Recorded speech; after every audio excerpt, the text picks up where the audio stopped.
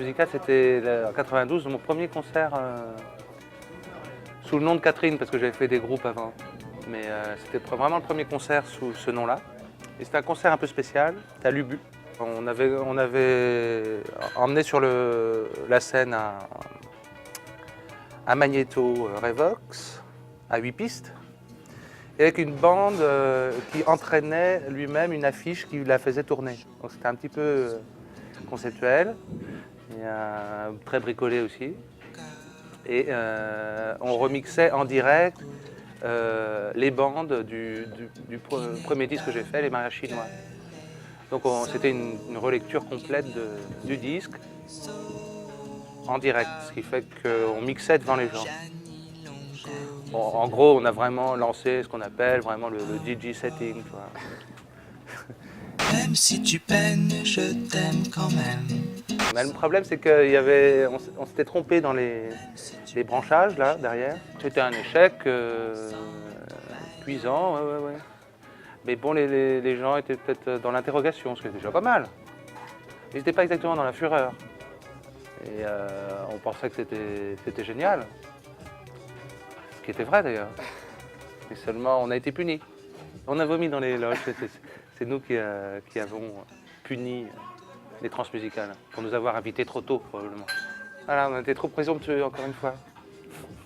Comme Jeannie Lonco. Alors moi, j'étais quand même un étudiant à Rennes, donc j'étais au transmusical dès 87, quand je me suis installé à Rennes. Avant d'aller, j'étais en Vendée, en terminale, et on parlait beaucoup des transmusicales. Je disais, tiens, qu'est-ce que c'est? Ça a l'air intéressant. Et je lisais ça dans les journaux. Il y avait quand même une légère mythologie. Aussi avec Marquis de Sade, premier concert d'Étienne Dao, je sais pas quoi. Enfin, il y a un groupe qui s'appelait Nia Fertise, un groupe écossais. C'était deux jumeaux qui venaient de la campagne apparemment, si j'en juge à leur apparence et leur silhouette. Et ils jouaient comme des dératés comme ça, très punk, mais des chansons folk, mais vraiment jouaient punk. Et en tapant avec des gros godillots sur des planches, ils faisaient des percussions sur. Je trouvais ça fantastique. C'était un concert dans une chapelle. À mon avis, c'est ça, avec Bosco, en effet, et qui ont délivré un set vraiment du feu de diable. Une volée de bois vert. Et je m'en souviens très peu parce que j'étais en mariage l'après-midi. J'avais un ami qui se mariait, donc je suis arrivé sur scène. J'en étais globalement au dessert, quoi. Mais ce soir-là, donc c'était avec les Recyclers, moi, à cette époque-là, avec qui je jouais. Et il y avait Dominique qui a chanté une chanson tout nu.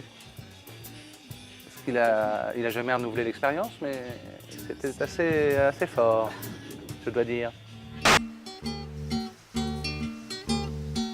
Enfin, c'est vrai que c'est une autre période des transmusicales où ça n'a plus rien à voir, c'est hors de la ville.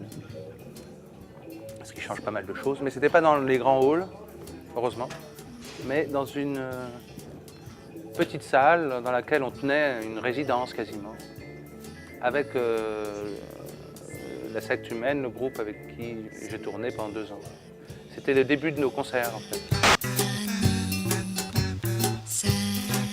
Un message, j'aimerais bien réécouter s'ils pouvaient reprendre contact avec les Nia Fertise.